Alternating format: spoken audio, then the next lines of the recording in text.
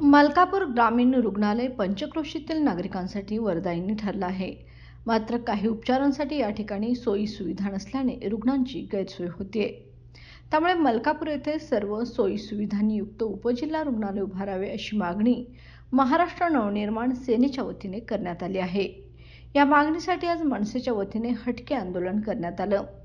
शहरातील विठ्ठल मंदिरापासून ग्रामीण रुग्णालय मलकापूर पर्यंत पदाधिकाऱ्यांनी डॉक्टर व रुग्णांचे वेश परिधान करून मोर्चा काढला.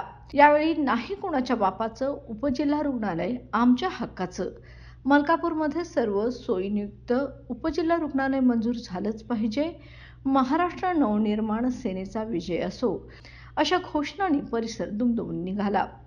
यावेळी सिव्हिल सर्जन सरिता थोरात यांना मागणीचे निवेदन देण्यात आले.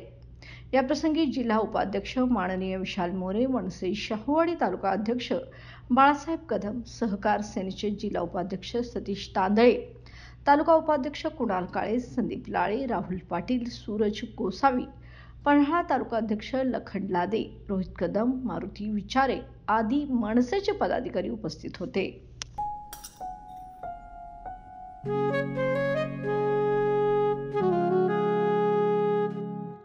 बाबा, आज येताना बासुंदी घेऊन या ना.